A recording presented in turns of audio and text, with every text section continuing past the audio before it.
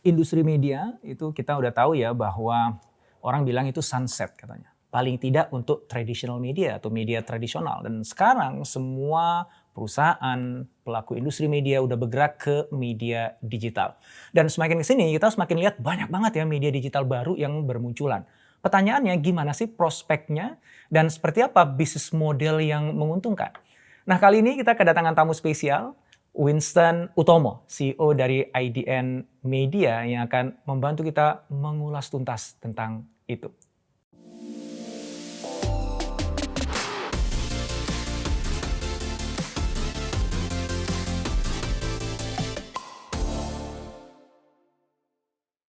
Winston, aku senang banget bisa hadir ke sini. Thank you sudah diundang Mas Indra. Yes, dan salah satu yang ngebuat aku excited karena cerita di balik kehadiran Winston di industri media itu kan menarik ya. Winston sebelumnya kerja di Google Singapura, ya kemudian dia memutuskan ke sini, kemudian ngajak adik ya yang waktu itu ada di Los Angeles kalau nggak salah betul ya, untuk juga pulang ke Indonesia dan membangun IDN Media. Nah boleh ceritain dulu dong IDN Media itu apa supaya teman-teman di sini juga bisa tahu konteks dari pembahasan kita dan kenapa kok Winston nih yang hadir untuk ngebahas tentang digital media ini. Thank you Mas Indra pertama, senang bisa diundang. IDN Media lahir 8 Juni 2014. Jadi IDN Media adalah sebuah media platform untuk generasi milenial dan generasi Z. Kita membagi industri kita atau bisnis kategori menjadi 4. Ada konten platform, ada digital media, ada entertainment, dan ada komersial. Jadi tujuan kita, visi kita adalah untuk mendemokratisasi informasi. Kita ingin menjadi one-stop konten platform untuk semua masyarakat Indonesia, khususnya millennials dan Gen Z di Indonesia. Nah, ini yang menarik ya, tadi yang aku udah sampaikan juga ke teman-teman semuanya adalah kalau ngomongin industri media itu kan sebenarnya industri yang sedang bertransformasi kan ya. Yang sebenarnya ujungnya kayak gimana tuh masih belum kelihatan nih gitu. Karena yang tradisional ya yang lama itu udah sunset. Nah, kita nunggu fajarnya industri digital yang media tetapi belum mature gitu. Sehingga faktor risikonya pasti kan lebih tinggi dong karena semua orang kan masih cari-cari bentuk kan sebenarnya gitu. Nah, pertanyaan pertamaku adalah apa sih yang membuat Winston dan juga adik ya, William namanya kalau nggak salah betul ya. Itu kok mau mengambil risiko ya keluar dari zona nyaman ya udah kerja di Google lah gitu ya.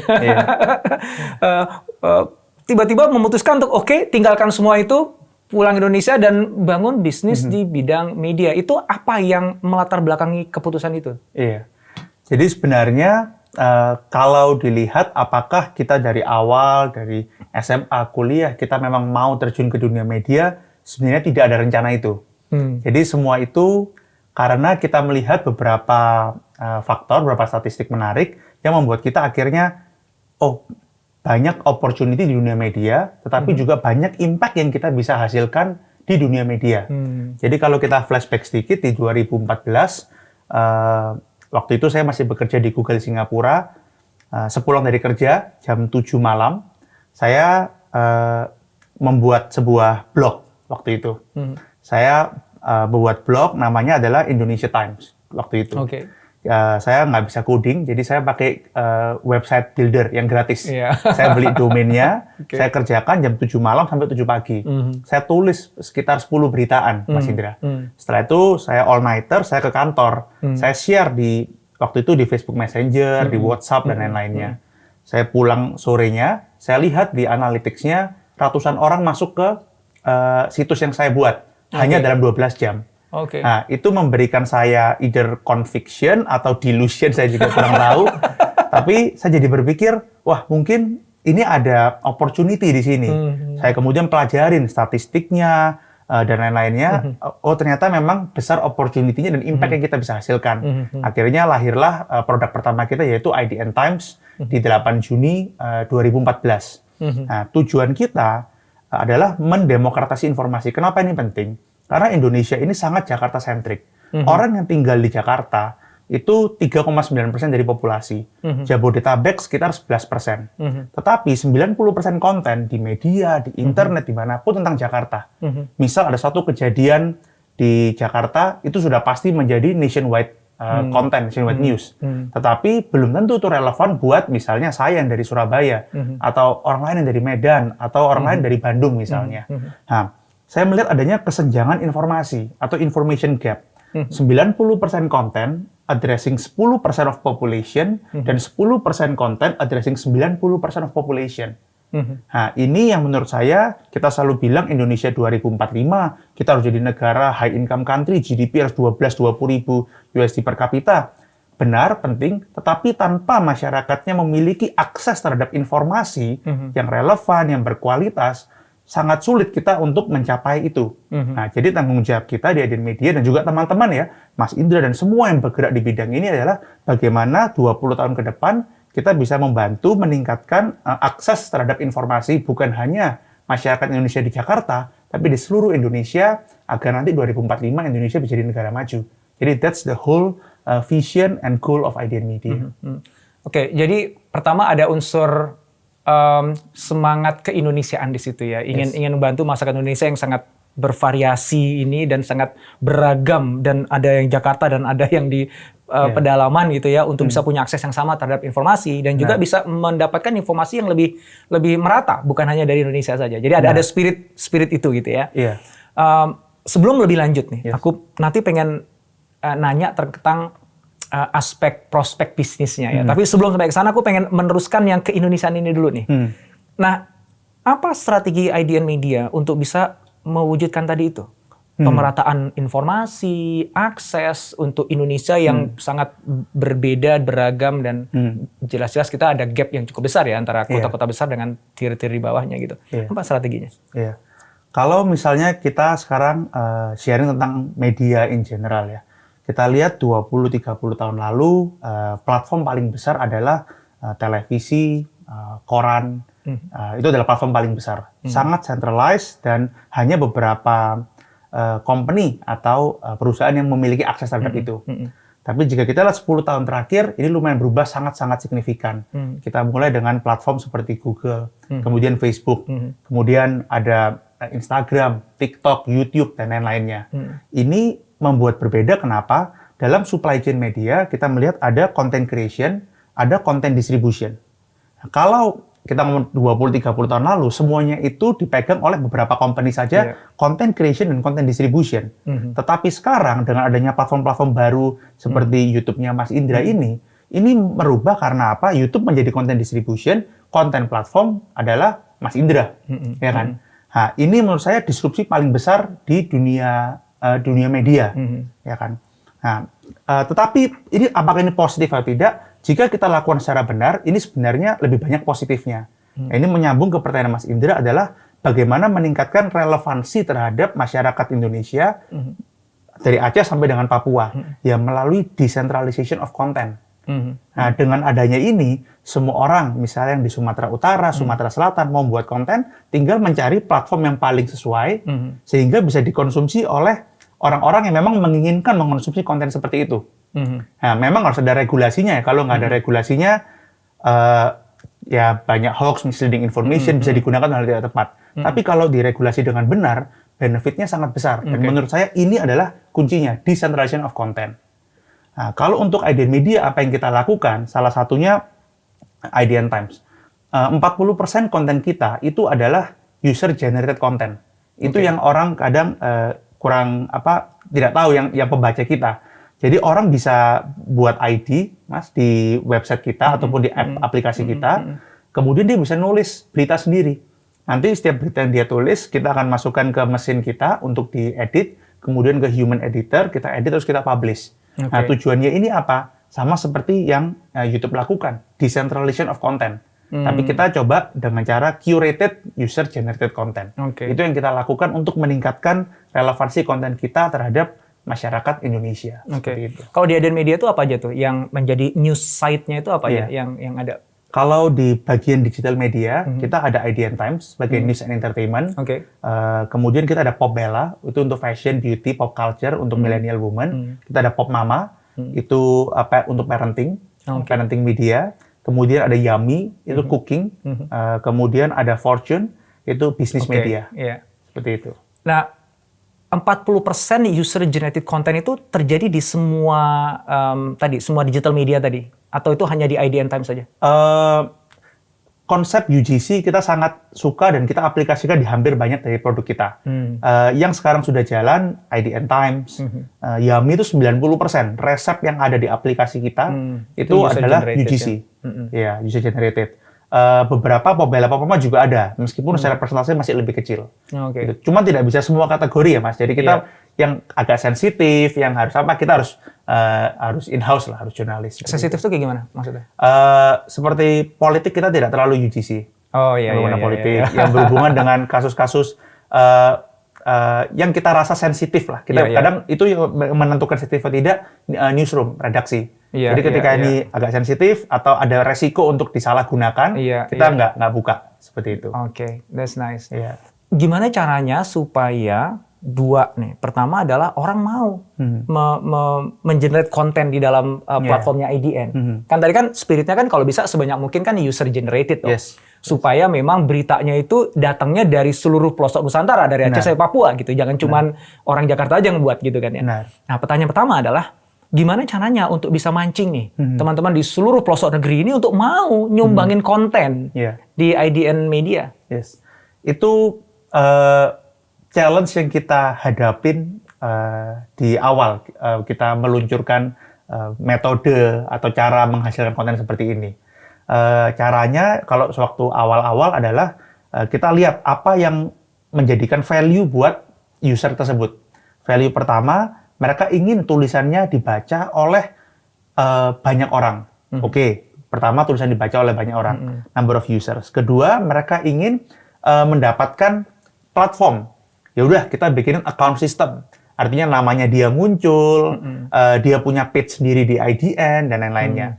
Ketiga, supaya ini sustainable harus ada monetary systemnya. Kita ciptakanlah revenue sharing.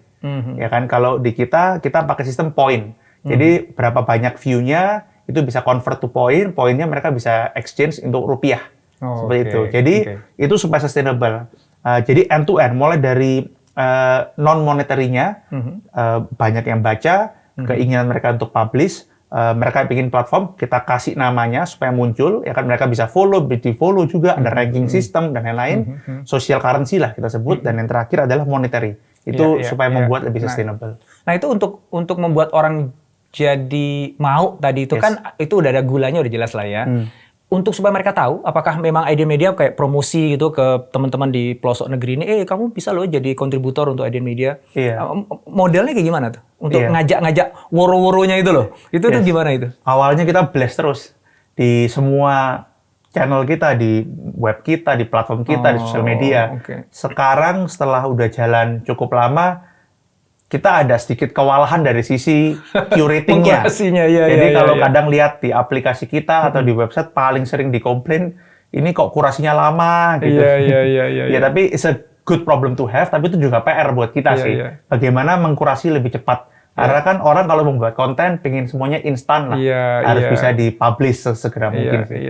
Soalnya mungkin mereka biasa kayak kalau di Medium, di tempat yang lain kan ya semaunya sendiri, nggak ada yang kurasi toh. Benar. Kalau ini kan bawa namanya IDN itu kan, jadi harus bertanggung jawab lah. Ini media yang bertanggung jawab gitu ya. Benar, kita masih karena kita ada journalism ethics-nya yang kita bawa, dan kita memakai nama IDN Times juga seperti itu. Jadi harus kita jaga lah secara konten. Dan kurasinya itu masih manusia full ya? Ada mesin.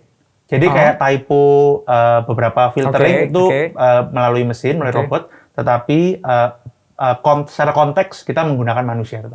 Kalau teknis penulisan mesin udah bisa ya. Benar. Tapi kayak kontennya itu gimana nih, hoax atau tidak, gitu kan ya. Ini balance atau tidak, itu berarti masih manusia ya. Benar. Itu yang bikin lama ya. Nah, pertanyaan kedua saya terkait dengan itu adalah gimana nih caranya untuk memastikan bahwa nanti artikel yang masuk itu emang berkualitas gitu. Supaya nggak isinya sampah semuanya kan, kuratornya mumet juga toh gitu. Ada upaya tertentu nggak untuk memastikan itu? Benar sih, itu problem di awal-awal adalah banyak konten yang kurang sesuai dengan apa yang kita harapkan. Jadi kita secara produk, kita bikin sesederhana mungkin Mas. Kita bikin template-nya tuh udah nggak bisa keliru orang upload itu. Secara judul, listicle, taruh gambar, kualitasnya. Jadi prosesnya kita template-nya buat serapi mungkin. Biar kalau mereka sudah keliru di awal, akan otomatis di-reject oleh sistem.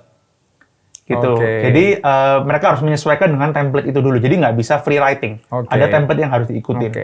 Nah, itu yang secara produk. Tetapi secara relationship ya kita banyak sekali kelas. Kita seperti e-commerce ada call center-nya. Jadi mereka bisa chat. Mereka bisa chat, kenapa ini belum ini, kenapa ini gini. Nanti akan langsung dibalas dalam waktu beberapa menit oleh tim kita. Kemudian ada pelatihan, kita banyak, ini yang ini kurang ini, kita latih, kita bikin webinar, bikin apa, kita telepon. Aku bilang sama tim ini harus benar-benar dijaga, karena mereka lah yang membuat IDN Media seperti sekarang. Gitu. Jadi benar-benar kita jaga mereka seperti itu. Jadi ternyata nggak mudah ya teman-teman semuanya nih. Kan kita pikir kan cuman ya udah kita buat website aja. Karena banyak itu kan website yang gratisan itu di mana kita bisa user generated content gitu ya. Ternyata upaya untuk bisa membuat digital media kita itu punya value yang tinggi bagi pembacanya itu memang effort juga ya. Dan pasti modalnya juga nggak sedikit. Kita akan ngomongin bisnisnya ya, tapi sekali lagi sebelum sampai ke sana tuh aku taruh agak sedikit di tengah nanti ya pembahasan bisnisnya. Aku ingin ngulik dulu tentang landscape industrinya dulu. Kalau tadi aku kan memulai obrolan kita ini kan dengan membandingkan antara conventional media atau traditional media yang tadi disebut ya, TV, radio dan lain sebagainya gitu, yang masih terestrial ya sifatnya ya. Jadi masih dipancarkan gitu ya. Kita nontonnya pakai antena itu disebut traditional atau conventional media. Yang sempat juga tadi saya menyebut istilah sunset ya. Sudah memang industrinya sudah mulai agak turun gitu, dan yang digital media yang informasinya tuh disalurkan melalui digital form ya. Bisa itu berupa video, berupa teks, berupa image apapun juga, tapi through internet biasanya basisnya. Itu lagi naik daun gitu. Nah, aku pengen tahu dong pandangannya Winston tentang transisi itu from the perspective of the perspektifnya orang yang ada dalam industri ini itu seperti apa? Kalau kita melihat dari sisi user ya, dari sisi pengguna, pembaca, kebutuhan manusia akan konten itu tidak pernah berubah. Gitu. Yang berubah adalah formatnya, mediumnya yang berubah.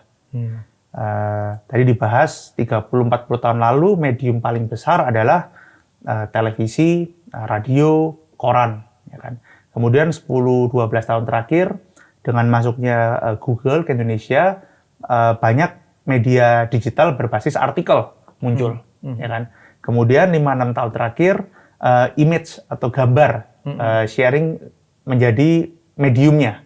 Ya kan? Kemudian ada video melalui platform seperti YouTube. 2 tahun terakhir, ini disrupsi lagi. Kita sebut dengan short video in a vertical format. Iya. Ya kan? Gara-gara TikTok ya. Gara-gara TikTok buat, Instagram menjadikan Reels sebagai big push-nya, YouTube Shorts, Facebook juga push Reels. Apakah ini bakal bertahan seterusnya? Enggak juga. Beberapa tahun ke depan akan berubah lagi konten formatnya. Nah, jadi saya merasa bahwa apa yang harus kita lakukan sebagai media adalah terus beradaptasi dengan apa yang user inginkan. Sekaligus memahami the framework of media adalah, kalau menurut kita ya Mas, content creation plus content distribution. Tidak bisa hanya content creation saja, tidak bisa hanya content distribution. Content creation saja tidak bisa hanya content distribution saja. Harus menggabungkan content creation dan content distribution. Dan itu PR yang sangat susah sih, sangat besar sebenarnya. Menggabungkan dua itu tadi. Maksudnya menggabungkan tuh gimana? Itu kan dua pekerjaan yang terpisah kan, dan dua proses yang berbeda juga, bahkan menggunakan dua tools yang berbeda juga kan itu. Itu maksudnya menggabungkan gimana tuh? Kalau dari kita percaya bahwa agar sebuah media atau sebuah company bisa sangat sustainable dan memiliki barriers to entry yang tinggi dan bisa bertahan puluhan tahun, dua konsep itu harus digabungkan. Artinya apa? Kita harus pegang platformnya dulu. Jadi buat platformnya atau? Buat platformnya. Nah, ini yang mungkin sangat challenging ya, karena kita bukan melawan, kita harus berkompetisi dengan platform yang udah existing, yang udah besar, mature, udah sangat besar ya. Tapi jika kita lihat di negara-negara lain seperti Amerika Serikat, China, India, dan beberapa negara, sebenarnya akan selalu ada local platform yang bisa competing directly with the global platform. Akan selalu ada. Gitu. Nah, jadi itu yang kita merasa Indonesia masih belum ada. Karena platformnya, kalau kita ngomong digital ya, bukan yang TV atau yang lainnya, digital, ini semua masih global company. Iya. Jadi, dan itu kan yang selalu jadi challenge kita kan ya, konten kita kan ada di sana gitu. Benar. Ya, dan kita agak sedikit bergantung. Ya, sama kayak YouTube ini kan kita bergantung sama si YouTube-nya kan gitu. Benar. Policy-nya berubah, algoritmanya berubah. Itu kan bisa, kita nggak punya kontrol tentang hal itu kan. Iya, benar. Setuju. Jadi kita melihat adalah definisi media sendiri itu seringkali orang, menurut saya definisi media adalah creation plus platform, bukan hanya kontennya saja. Bukan hanya kontennya saja. Ya. Benar. Tetapi memang bukan PR yang mudah, tapi mungkin juga bisa karena belum ada yang berusaha mendisrupt ini.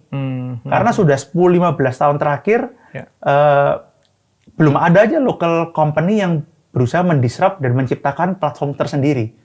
Itu yang sekarang kita lagi mencoba di IDN Media, ya menciptakan platform distribusi sendiri. Harapan kita sederhana, agar ya platform asli Indonesia dan juga untuk company lebih sustainable. Karena kita bisa lebih memonitor dan manage semuanya. Controlling end-to-end lah ya. Iya, daripada bergabung dengan atau menggantungkan diri lah kepada beberapa platform lainnya. Itu platform yang dibuat itu text base atau ada video base juga, audio base yang dibangun oleh IDN Media yang mana? Sekarang kita lagi bangun ada news agregatornya. Berarti itu yang text ya, text base, benar. Kita juga lagi pushing a lot di live streaming. Kita ada live streaming supaya ada real time raw interaction antara content creator dengan user. Dan ada beberapa format lainnya sih. Seperti itu. Kembali lagi ke conventional media gitu kan. Saya punya banyak teman-teman, kawan, sahabat di sana juga gitu. Dan saya juga awal tuh punya passion di situ gitu ya. Cuman kita tahu bahwa mereka juga harus mulai bertransformasi kan ya. Ngikutin yang tadi itu ya, perubahan zaman, bahwa orang punya preferensi mengkonsum konten dengan cara yang nggak lagi kayak dulu, yang kita stuck di satu ruangan nonton TV bareng-bareng dengan waktu yang udah ditentukan kan gitu kan ya. Saya nggak tahu ini relevan atau tidak gitu, tapi aku penasaran, pengen dapat pandangannya Winston gitu ya, sebagai pelaku digital media. Kalau Winston bisa menyarankan kepada teman-teman pelaku industri media yang tradisional atau yang konvensional tadi gitu, apa sih yang harus mereka lakukan untuk bisa nangkepin peluang yang ada di dunia sekarang yang udah mengarah ke digital gitu? Sebenarnya saya yang perlu banyak belajar ke mereka juga ya. Iya, tapi kalau pendapat saya, media-media grup yang sudah ada sekitar 30 tahun lebih ini ya, dan mereka menurut saya tuh mereka adalah company yang sebenarnya front runner untuk menang di dunia digital. Harusnya begitu ya. Karena mereka punya content bank yang sangat banyak. Dan nggak ada tempat lain yang punya content bank sebanyak mereka. Konten apa? Jumlah kontennya. Yang sudah pernah diproduksi sebelumnya. Kan? Seperti Disney, begitu dia masuk ke OTT ya untuk buat streaming, dia menang karena dia udah punya ribuan konten yang tinggal masukkan aja gitu. Disney contoh yang bagus. Itu legacy terakhirnya Bob Iger, dia masuk ke Disney Plus. Memang sangat burning money sangat besar ya, sangat costly, tapi ya itu caranya dia agar apa? Sustainable ya. Disney itu contoh yang tepat adalah bagaimana dia mau memegang content creation dan content distributionnya. Dia merasa lah, kenapa aku harus numpang di OTT lain ketika kita punya kok resource untuk membuat platform sendiri. Memang susah, tapi kita punya. Nah, kembali ke media group yang di Indonesia, mereka sudah punya content bank yang sangat besar, kemudian mereka punya distribution yang sangat menyeluruh, ya kan? Memang dalam bentuk TV, tetapi distribusi ini privilege-nya sangat besar ya, Mas. Nggak semua orang punya, hanya beberapa grup saja yang punya. Jadi sebenarnya transformasi mereka ke digital itu mereka harusnya yang front runner untuk dapat menang di dunia digital sih. Kalau menurut saya ya. Tapi kalau untuk detailnya kenapa iya, kenapa enggak, kenapa yang itu seperti itu, saya nggak berkomentar. Ya itu nanti untuk episode yang lain karena itu panjang pasti bahasnya. Yang aku tertarik juga adalah tadi Winston kan mengatakan bahwa IDN Media itu menyasar milenial, spesifik. Pertanyaannya, kenapa kok spesifik milenial? Saya kan nggak milenial, berarti saya nggak disasar sama sama IDN Media. Kenapa saya nggak disasar dan justru menyasar milenial saja? Jadi 2014 kita pertama kali mulai, kita lagi mencari nih apa target audiens yang tepat. Kita kan nggak bisa milih semuanya. Kita carilah kata milenial. Waktu itu 2014 milenial belum populer, Mas. Kalau kita lihat di Google Trend ya, 2017, 2018 lah. Baru milenial itu populer sampai menjadi overused words. Semua pakai kata milenial, semua event dikasih milenial ya. Report dikasih milenial semuanya. Nah, tapi kita waktu itu menyasar milenial karena kita melihat bahwa mereka lah bakal menjadi the future leaders of Indonesia. Dan it's always good to bet early daripada kita masuknya ketika mereka sudah telat. Artinya apa? Untuk orang yang mungkin lebih berumur, mereka sudah punya brand association sangat kuat dengan beberapa media. Nah, bagaimana kita bisa mendapatkan acquisition cost yang paling murah untuk usernya, yaitu dari orang yang belum punya brand association, benar, very early. Jadi kita betting on millennials, kita bilang kita nggak targetkan hanya millennials. Dan 2 tahun terakhir, kita all in ke Gen Z. Generation Z, tahun 96 sampai 2010 lahirnya. Nah, ini juga orang belum lihat, tapi kita juga sama. Wah, kita masuk ke mereka dulu, it's always good to be early. Karena the failure cost of being early itu lebih murah daripada kalau kita masuknya terlambat. Failure cost-nya lebih tinggi. Jadi sekarang kita benar-benar fokus ke millennials dan Gen Z. Millennial sudah aman karena kita sudah 8 tahun terakhir. Sekarang kita fokusnya ke Gen Z sebenarnya. Oh, malah turun lagi ya ke Gen Z. Jadi kita kalau ditanya sekarang target audiens utama kita siapa? Gen Z. Primary Gen Z, secondary millennials. Ada perbedaan nggak ketika sebuah digital media menyasar ke Gen Z, milenial, dan selenial, seniornya milenial? Itu ada perbedaan apa tidak? Dan saya yakin sih pasti ada ya. Cuman pertanyaannya mungkin gini, perbedaannya apa? Gitu. Mungkin kalau perbedaan takutnya kita mengeneralisasi ya. Tapi kalau misal kita harus mengeneralisasi sedikit, the younger the people, kayak Gen Z dan lebih muda, mereka lebih suka konten format yang bersifat lebih dinamis, interaktif, dan real time, raw. Gitu. Itu kenapa konten video sangat populer di kalangan Gen Z. Itu kenapa konten seperti short video in vertical format seperti Reels ataupun TikTok sangat populer di kalangan Gen Z. Karena real time. Karena mereka bisa melihat orang tersebut tidak hanya dari sisi gambar. Nah, ini generalisasi ya, Mas. Kalau misalnya millennials, mereka lebih suka sesuatu yang less raw. Jadi udah edited. Udah dipoles gitu atau gimana? Bisa dibilang seperti itu. Karena mereka grow up dengan platform-platform seperti itu. Ya kan? Nah, itu sih yang kita melihat bahwa semakin muda, mungkin ini generalisasi ya sebelumnya, tapi semakin muda, semakin orang itu mau yang lebih real time, lebih autentik, lebih raw, lebih video base. Nah, seperti itu sih. Itu kalau secara in general, bagaimana kita melihat konten format berubah untuk generasi yang berbeda. Artinya ya kalau milenial itu Instagram post, kalau Gen Z itu Instagram story gitu kali ya. Dan bisa Reels juga. Atau Reels ya. Reels juga ya. Oke. Story dan Reels lah. Story dan Reels ya untuk Gen Z. Oke, itu analogi. Karena menarik loh. Gen Z itu ya, saya kadang suka lihat tim punya Instagram juga kadang ya. Mereka itu postnya dikit banget loh, Mas. Kayak mereka suka archive, jadi cuma ada 9, 15 gitu. Tapi kalau millennials postnya lebih banyak, story-nya lebih dikit. Kalau Gen Z story semua. Kalau saya millennial nggak ada story saya. Post tuh. Itu pun dipilihin banget. Dipilih template gitu. Udah tuh sebelum posting mikirnya lama banget. Nah, itu tuh benar gitu ya. Jadi justru yang kalau Gen Z itu justru yang lebih in the moment, yang justru malah apa adanya. Mereka lebih nyaman dengan authenticity. Jadi they want to know the real us.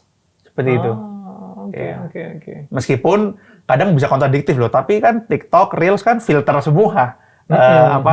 Ya, tapi maksudnya lebih kelihatan kayak siapa sih Mas Indra ini, siapa sih Winston ini, itu kan bisa dilihat dengan video ya, motion pictures ya.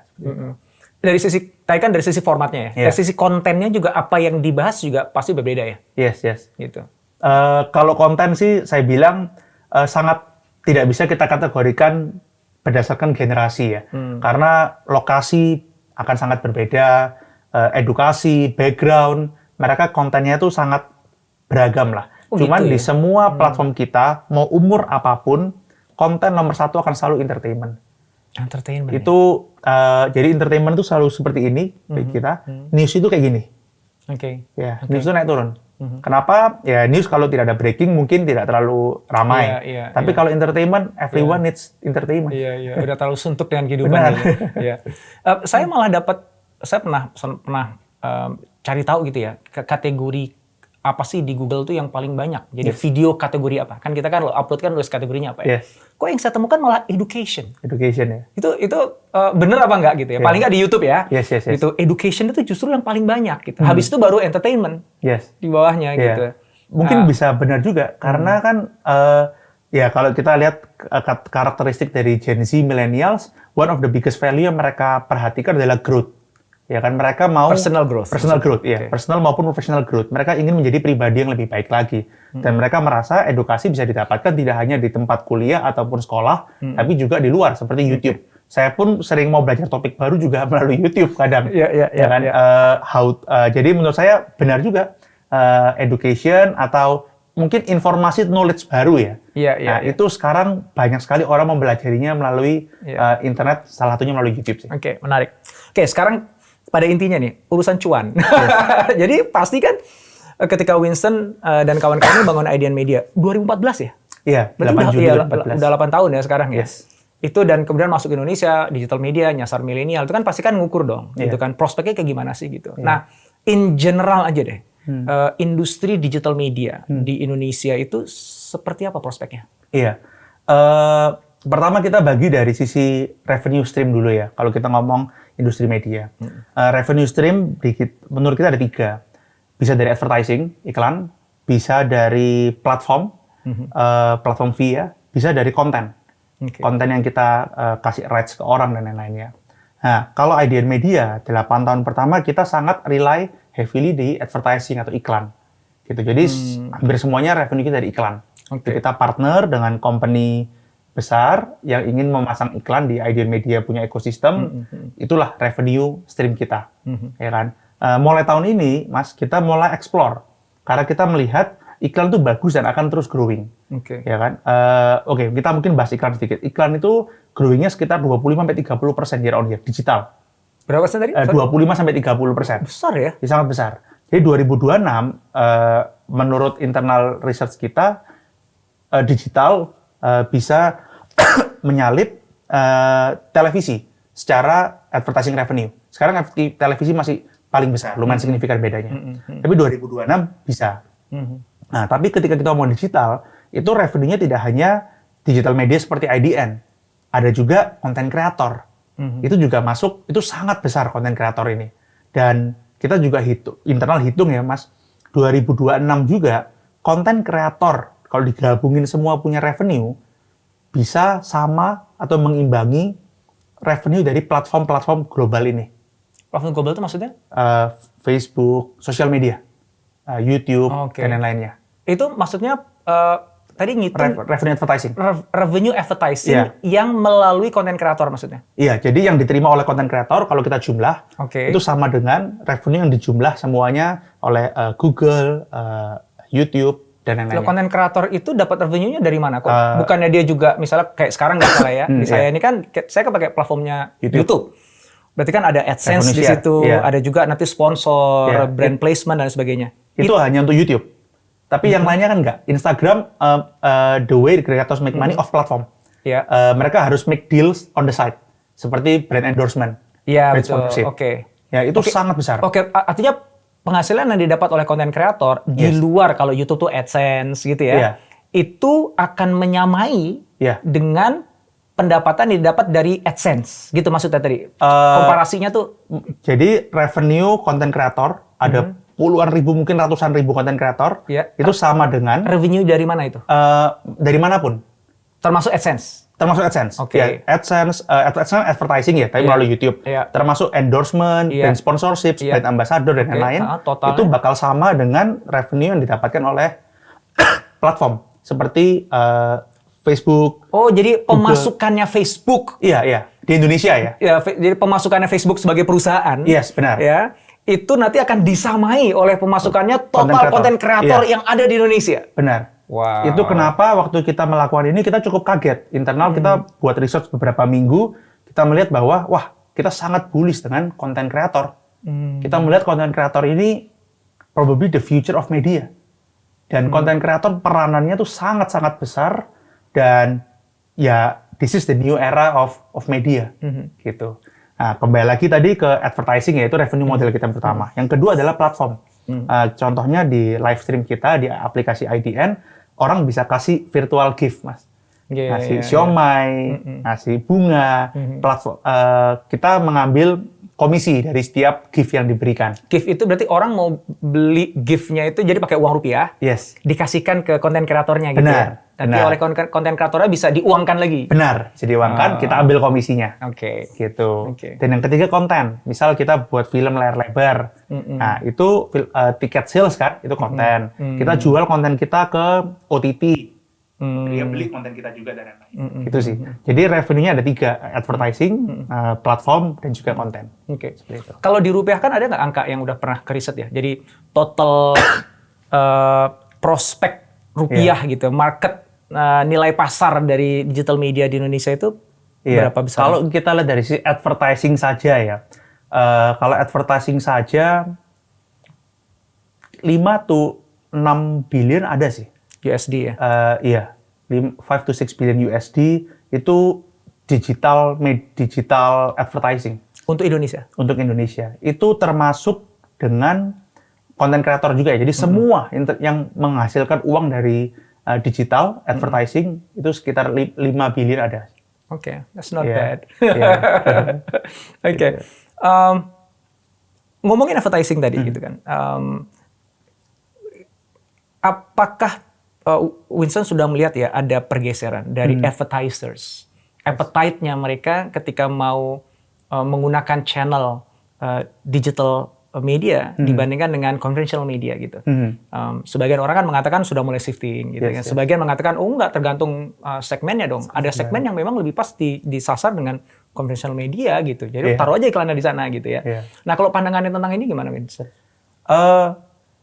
Saya masih merasa setiap media itu ada purpose-nya masing-masing. Saya pun masih percaya TV itu memegang value yang sangat besar. Saya juga percaya radio, saya juga percaya dengan banyak media. Tapi saya melihat bahwa, saya sih melihatnya adalah growth dari setiap platform. Nah, TV itu challenge-nya adalah growth-nya sudah melambat. Radio menurun, ya kan? Out-of-home juga melambat, itu contoh beberapanya. Digital, CAGR-nya 20-30%. Nah, itu kenapa orang sangat bullish terhadap digital. Tetapi apakah TV harus ditinggalkan? Kalau menurut saya dari sisi brand ya, perusahaan, enggak juga. Mereka influence-nya sangat besar juga. Ya kan? Jadi semua kembali lagi ke apa yang diinginkan oleh perusahaan itu tersebut sih. Perusahaan itu maksudnya brand ya? Brandnya. Yang ingin advertise di media. Contoh kita baru launching film, kita allocate budgetnya ada ke TV juga, Mas. Karena ada beberapa segmen audiens yang kita tidak bisa garap di media digital. Benar. Ya. Kita mau nggak mau ya kita partneran dengan televisi supaya bisa penetrate to their audience. Jadi semua kembali lagi ke masing-masing perusahaan, masing-masing company. Tapi menurut saya sih digital enaknya adalah semua lebih bisa di-measure. Semua kita bisa tracking, kita pasang code, semua kelihatan nih, transparan. Itu menurut saya disrupsi paling besar kalau dibandingkan dengan televisi. Gitu. Oke, pertanyaan terakhir nih. Ini teman-teman yang menyaksikan ini mungkin sebagian ada yang ingin ikut berkiprah di dunia digital media. Bahkan ingin jadi pelaku, baik sebagai konten kreatornya, atau sebagai agregator konten, atau mungkin yang menyediakan platformnya gitu ya. Advice, ya, saran yang bisa berikan pada teman-teman ini yang ingin berkecimpung dalam dunia digital media? Saya kan baru 8 tahun lah di dunia media ya. Tapi bisa dibilang 8 tahun ini might not be the easiest journey sih. Kalau saya boleh jujur, industri media tidak seindah yang orang luar melihat. Gitu. Saya bisa panjang ngomongnya, tapi dari sisi bisnis juga, bisnis model, karena kita lihat ya, kenapa banyak, kita lihat data aja deh, banyak media yang tidak bisa bertahan lama yang baru-baru ya. Karena secara bisnis model kurang kuat, dan secara capital nggak bisa dipungkiri butuh lumayan banyak modalnya gitu. Kita ambil contoh advertising aja, orang pasang iklan media kan harus keluar uangnya dulu untuk mengeksekusi kampanyenya. Selesai kita jalan, kita baru tagihkan ke pengiklan. Baru pengiklan bayar. Itu kalau satu pengiklan, kalau kita punya capitalnya. Kalau kita ada 10, ada 100, ada 1000, capital kita kuat nggak untuk menahan beberapa pengeluaran ini? Itu biasanya, kalau kita lihat yang di Amerika, banyak yang tutup itu gara-gara ini, Mas. Karena dia nggak bisa menahan capital yang diperlukan, capex-nya ini. Seperti itu. Kemudian dari sisi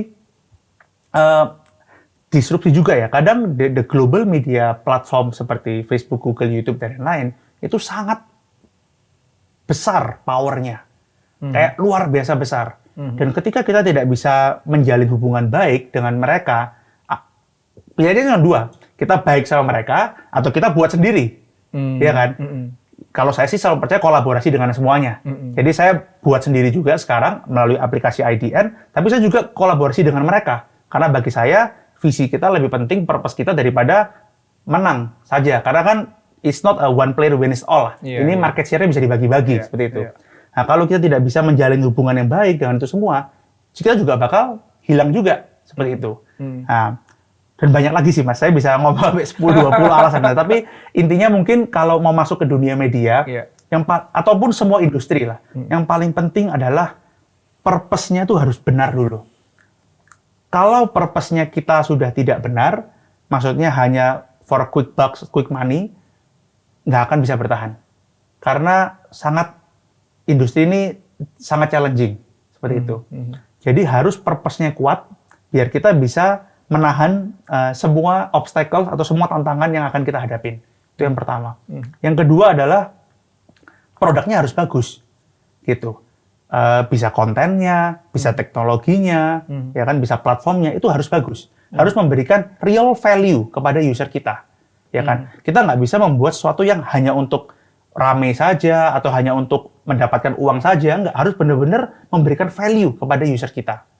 Nah, dan yang ketiga adalah bisnis model. Ini yang saya selalu tekankan bahwa bisnis itu revenue lebih besar daripada cost, sama dengan profit. Dari zaman dahulu sampai sekarang sama. Nah, itu yang harus ada bisnis modelnya. Unit economics-nya itu harus positif. Karena kalau unit economics-nya negatif, for a long certain period of time, jika kita tidak kuat capital-nya secara fundraising, cepat atau lambat kita akan kehabisan. Itu kenapa di IDN kita memegang teguh prinsip ini. Kita cukup beruntung 4 tahun terakhir kita bisa profitable, tahun lalu kita bisa cash flow positif, dan lain-lain. Ya, karena saya merasa profitability is not about the number, tapi about the mindset. Yaitu menghasilkan unit economics yang positif. Kalau membuat suatu produk, jelas nih, ini make money-nya bakal seperti apa. Karena nggak bisa dipungkiri ya, semua butuh, harus ada pemasukan ya, Mas ya. Nah, jadi itu yang selalu kita coba gali di setiap produk kita sih. Wow, ini luar biasa banget nih. ini mungkin dua semester nih kalau kita mau belajar tentang digital media, semuanya kekumpul di sini. Thank you so much, makasih banget Winston untuk waktu dan ilmunya. Mudah-mudahan kita bisa ketemu lagi di kesempatan yang akan datang, dan mudah-mudahan kita bisa kolaborasi lah. Thank you banyak Mas Indra sudah diundang juga. Thank you so much. Thank you. Take care. Thank you.